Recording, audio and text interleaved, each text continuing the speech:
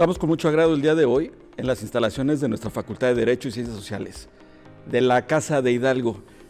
Y venimos recientemente de un evento muy importante en donde al doctor Manuel Becerra Ramírez, que nos acompaña el día de hoy en esta iniciativa para compartir el conocimiento social, acaba de ser recipiendario de la cátedra que lleva su nombre, lo cual nos enorgullece.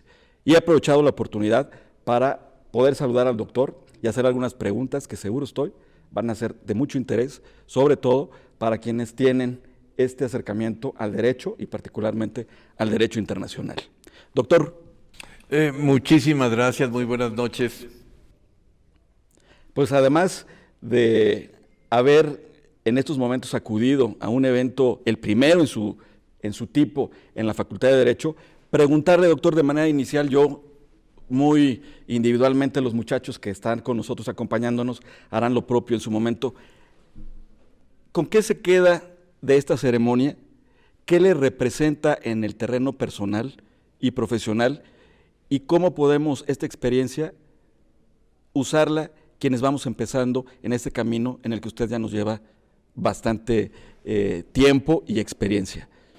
Bueno, personalmente ha sido bastante emotivo para mí porque eso significa que pues muchos años de dedicarme a la labor de la investigación, que no empieza solamente cuando uno es nombrado investigador en alguna institución, sino con anticipación, es decir, para ser investigador es necesario tener una preparación y yo creo que ahí empieza.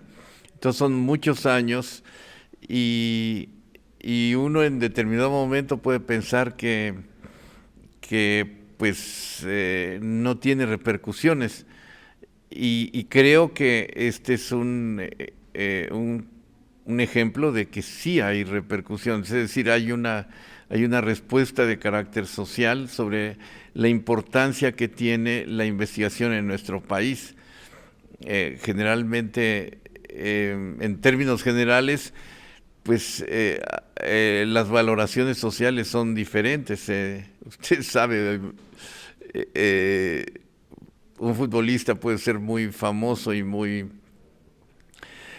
o un artista, pero generalmente un investigador no. Y creo que este es un ejemplo que sí hay retribución de carácter social. Y no es una cuestión de retribución de carácter económica ni nada de eso, sino que es un ejemplo de que en algún caso la investigación que se hace en nuestro país tiene algún efecto de carácter social, por lo menos que se tome en cuenta. Y eso ya es mucho en nuestro país, que necesita de muchos incentivos para la investigación y para la docencia, para todo lo que se dedica al desarrollo de la sociedad. Muy interesante lo que nos comparte el doctor. Quisiera comentarle algo que no comenté en el discurso, quise guardarlo para este momento, doctor. Hace algunos años, después de estudiar economía, en esa lectura del texto, la juridificación de las relaciones internacionales, después de que este texto me sirvió para escribir una de mis tesis, me permitió también alumbrarme para impulsar a estudiar Derecho. ¿Qué le dice al joven investigador, al profesor docente que está iniciando y que le mira con admiración y evidentemente con la responsabilidad que usted tiene para algún día estar en la calidad que usted tiene hoy en el conocimiento social y particularmente del derecho en México?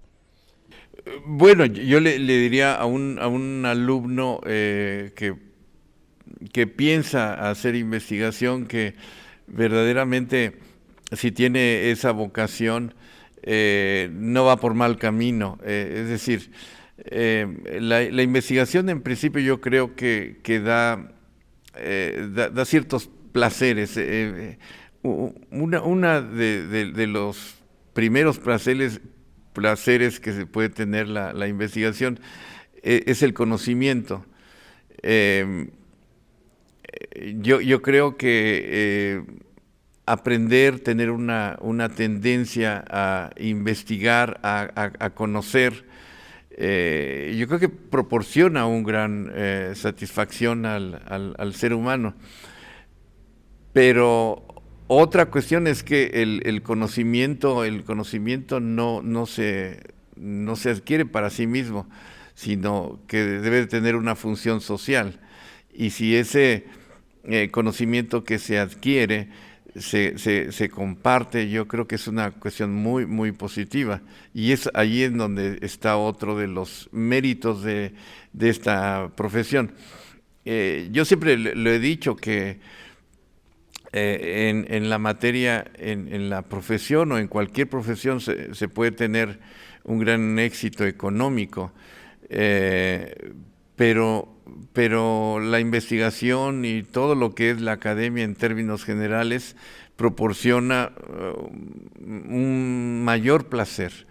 El éxito económico no es todo, pero el hecho de aprender y de compartir lo que uno aprende es un incentivo que me parece que no tiene precio. Digo, es también toda una filosofía de vida. Y lo puedo decir, si usted me dice que con mi experiencia, que no sé, en casi 40 años que tengo de investigador, nunca me he aburrido, y siempre mi trabajo no es trabajo, sino es un placer, porque siempre estoy aprendiendo, tratando de aprender, investigando, descubriendo o no descubriendo. Estoy en relación con estudiantes, lo cual potenciona la energía del investigador. Es decir, estos casi 40 años de mi vida la he pasado de una manera muy gozosa, sin sentir prácticamente. Anteriormente mis trabajos no duraban generalmente 3 años, porque me aburría o llegaba a ciertos niveles en donde ya no era interesante. Pero llevo mucho tiempo haciendo investigación y siempre hay una cosa nueva. Es un placer más que un trabajo. Muy buenas noches, yo soy Diana Laura García Botello. Actualmente estoy en la facultad de aquí de Derecho. Apenas comienzo a empaparme de lo que es, y pues a referencia de lo que hemos visto, de lo ya suscitado entre Rusia y Ucrania, ¿cree que se pueda rescatar todavía el derecho internacional público entre ambas naciones? Yo creo que sí, indudablemente. El derecho internacional es un referente también de acción de las políticas de los estados. Esperamos que el conflicto no dure mucho tiempo, pero al final de cuentas, cuando termine, va a terminar en acuerdos, es decir, en tratados internacionales. Y eso es lo que, por ejemplo, se pretende, que haya un acuerdo entre los dos estados. Hay una serie de conflictos, desavenencias, por diferentes cuestiones políticas. Es decir, por una parte, la ampliación de la membresía de la OTAN, que como sabe usted es un tratado de carácter defensivo militar, que casi llega a las fronteras de Rusia. Ese es uno de los problemas que hay entre los dos estados. Y detrás de Ucrania están muchos estados interesados en el conflicto, en acrecentar el conflicto. Todo esto tiene un marco de derecho internacional en donde nos dice este estado está actuando bien, este estado está haciendo más violación de derechos humanos, por ejemplo. Entonces ahí está el derecho internacional. Y al final de cuentas, esos conflictos que hay van a resultar, esperamos, en un acuerdo que puede ser un tratado de paz. Esa es una cosa. O puede resultar en la necesidad de juzgar los crímenes cometidos por Rusia quizás, o por Ucrania también.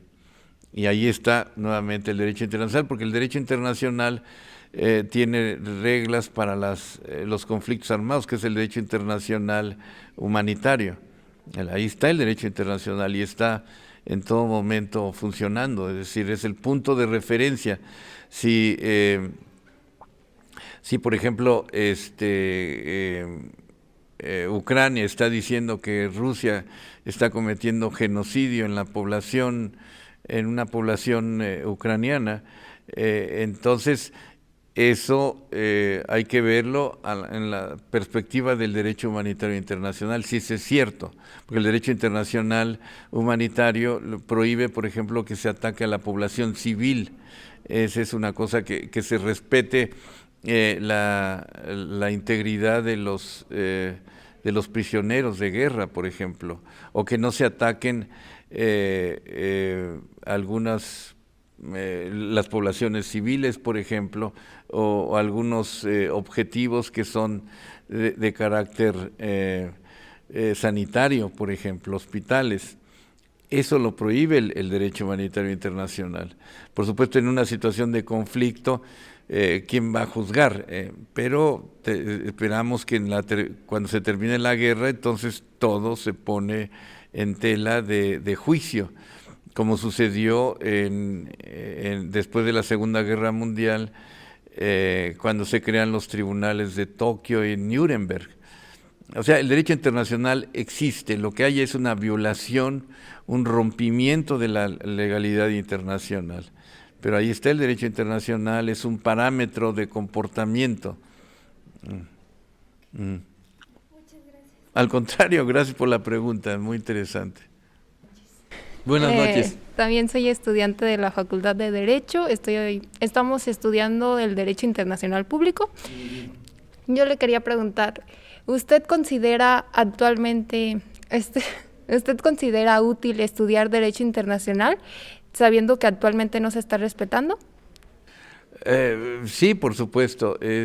Sí, hay que estudiar el derecho internacional, porque ya les decía, una cosa es la patología del derecho internacional, es decir, la violación de la normatividad internacional, y otra cosa es la normatividad internacional que ha existido desde lo más antiguo de la civilización humana hasta en estos momentos.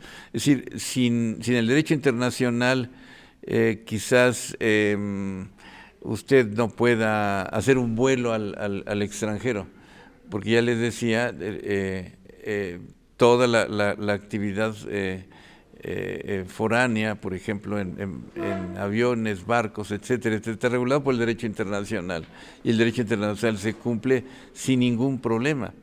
La comercialización internacional está regulado por normas.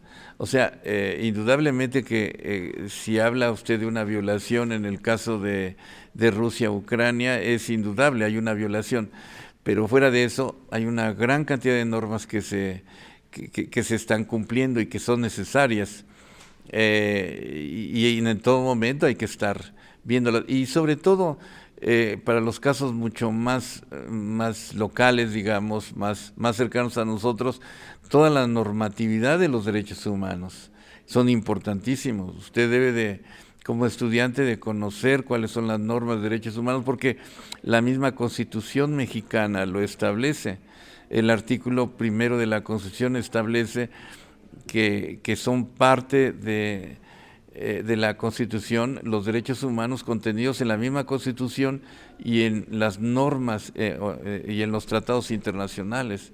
O sea, no puede desaparecer el derecho internacional, porque le digo, el derecho internacional regula una serie de actividades, ya le digo, insisto, a nivel de cooperación internacional, todo lo que existe, es decir, de comunicaciones.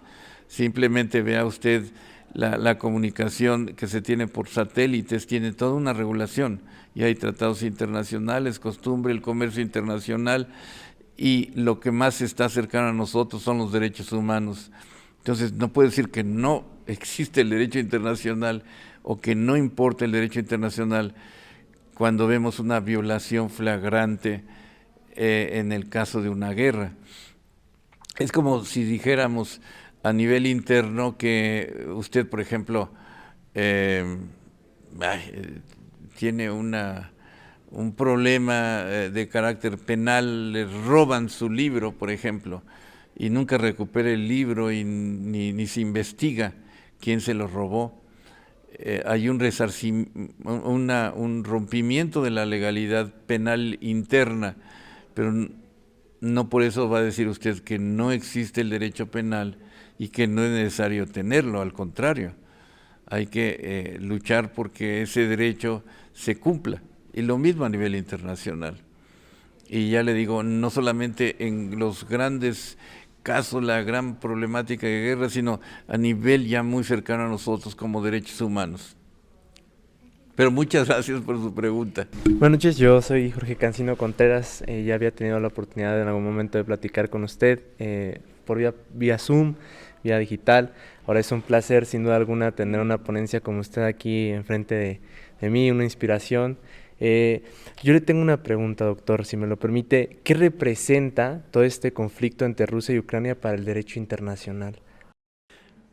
Bueno, para el derecho internacional lo que representa, como decía, es una violación del derecho internacional. Es indudable, ¿no? Y es una violación del derecho internacional, concretamente con los principios que se contienen en la Carta, es decir, la no agresión, por ejemplo, la solución pacífica de controversias, y aún más, porque eso, en lo que se refiere concretamente a la Carta, es una violación de todo el capítulo 6 que se refiere a solución pacífica de controversias y el capítulo 7 inclusive de la Carta de San Francisco. ¿Por qué? Porque el capítulo 7 se refiere precisamente a las facultades que tiene el Consejo de Seguridad para intervenir en los casos de que se ponga en peligro la paz y seguridad internacionales, y eso no ha funcionado. Eso son resultados, es lo que vemos, ¿no? Una terrible y mala funcionamiento de la organización internacional, una rotura flagrante del derecho internacional. Pero al mismo tiempo, si lo ve desde la perspectiva de internacionalista y de investigador, lo que tiene que ver es por qué no ha funcionado y cómo debe de funcionar.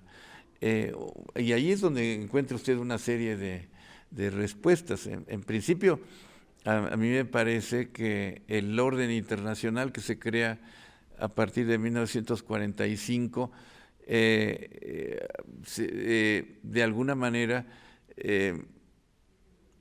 después de que se termina la Guerra Fría, no se ha modificado, porque el derecho, como cualquier norma jurídica, tiene un funcionamiento en la sociedad. Si la sociedad cambia, aquí por ejemplo en México, si la sociedad cambia, el derecho también cambia. A nivel internacional, desafortunadamente podemos ver que eso no ha sucedido. Es decir, el derecho internacional, el orden internacional creado en 1945, para 1991, cuando se termina la existencia de la Unión Soviética y del mundo bipolar, ahí empieza una nueva etapa y el derecho internacional no se ha adecuado, no se ha modificado. Por ejemplo, en la década de los 90 hubo muchos intentos de reformar las Naciones Unidas y concretamente el Consejo de Seguridad, todavía hay muchos proyectos de modificación del Consejo de Seguridad, no se ha hecho. Eso ha producido que tengamos una situación como la actual. Hay una guerra, hay incapacidad de que las partes se pongan de acuerdo sobre cuestiones importantes y no hay una respuesta internacional. Si usted analiza, por ejemplo, este conflicto de Rusia y viene desde el 2004 y el año pasado ya el conflicto está mucho más tenso y no hay una acción del Consejo de Seguridad, por ejemplo, ¿no? Entonces, les digo, desde la perspectiva del investigador, del internacionalista, es lo que tiene que ver, ¿no? Es decir, qué no está funcionando, qué está funcionando y por qué no está funcionando lo que estamos viendo en este momento. Hay material muy amplio para la investigación. ¿Cómo ve? Pues muchísimas gracias. No, si tiene usted otra pregunta, están bonitas sus preguntas. Bueno, me interesa como usted lo acaba de abarcar, cómo debería de funcionar el derecho internacional actualmente. Bueno, más que el derecho porque le digo, ahí está muy claro, si usted ve la normatividad internacional, los tratados internacionales, más bien cómo los organismos internacionales no están funcionando. Yo creo que esto nos debe llevar a una reflexión muy grande para modificar el Consejo de Seguridad, indudablemente. Yo creo que los 5 miembros permanentes del Consejo de Seguridad que tienen derecho de veto ya no son las grandes potencias. Es decir, hay emergencia de otros estados también importantes, como podría ser en América Latina, ya sea Argentina, Brasil, México e India. Pero habría que también cuestionarse sobre si debe de existir el consejo, un consejo permanente. Esa es una primera cuestión, y otra, que tengan derecho de veto. A lo mejor no. Yo en un rediseño de la ingeniería de Naciones Unidas, lo que haría para darle mayor capacidad de creación del derecho internacional, le daría posibilidades a la Asamblea General de Naciones Unidas de que dicten normas de carácter vinculatorias. Como sabe usted, la Asamblea General de Naciones Unidas solamente dicta normas recomendatorias, no son obligatorias. Y ahí se termina el derecho, ¿no? Se ha creado una institución, el soft law, que me parece que no es muy adecuada, precisamente porque no hay otro tipo de manifestación de la normatividad internacional. Es bastante, podemos decir, ridículo que después de que se discute una resolución en el Consejo de Seguridad, algunas que son de gran trascendencia, y que hay una votación donde se gasta mucho por actividad diplomática, después de que se aprueba, se considera meramente recomendación. Se tira a la basura todo. Yo creo que esos 2 puntos, por lo pronto, serían importantes en un rediseño de la Organización de Naciones Unidas. Pero hay que mantener la Organización de Naciones Unidas, u otro organismo, le digo, reformado. Eso se habló muchísimo después de que cayó la Unión Soviética en la década de los 90, pero después, ante la imposibilidad de reforma, porque las reformas tienen que pasar por el Consejo de Seguridad y los 5 miembros permanentes tienen derecho de veto en eso. Pero en este momento hay tal situación, porque hay hechos fácticos. Por ejemplo, la guerra está después de una pandemia, que es un impacto económico internacional. La guerra nos está llevando a una situación de carácter económico que tiene que ver con el petróleo y con la producción de alimentación a nivel mundial. Esto puede poner en otros peligros a la comunidad internacional. No sé, va a haber hambrunas, movimientos migratorios, La gente no se mueve porque quieren ir a Disneylandia ni nada de eso. Se mueve por problemas económicos o problemas de violencia. Entonces, si no se hace frente en cooperación internacional, ahí es peligroso. Pero para eso hay que estudiar. Eso, lo más importante es de que usted se mantenga estudiando todos este tipo de fenómenos, y si estudiamos al final de cuentas derecho, hay que estar consciente de que el derecho existe. Yo creo que el derecho es una de las grandes invenciones del ser humano. Sin el derecho no estamos sentados aquí, porque hay un orden específico. Los señores, si yo me paro y lanzo esto, me van a decir, eso no se vale. Son normas al final de cuentas, igual que el derecho internacional. Doctor, muchísimas gracias. Yo únicamente diría, para cerrar esta comunicación, que quienes vamos comenzando el camino requerimos referentes, y requerimos referentes fiables, referentes que su calidad moral les permita precisamente constituirse como guías de quienes estamos iniciando los caminos. Esta ha sido una emisión más de esta iniciativa para compartir el conocimiento social. Estamos muy gustosos de que el día de hoy la Facultad de Derecho y Ciencias Sociales de la Universidad Michoacana de San Nicolás de Hidalgo nos haya permitido la anfitrionía para poder entrevistar al doctor Manuel Becerra Ramírez, a quien se le ha entregado el día de hoy la Cátedra de Derecho Internacional que lleva su nombre. Doctor, muchas gracias. Al contrario, muchísimas gracias y un abrazo. Gracias, doctor.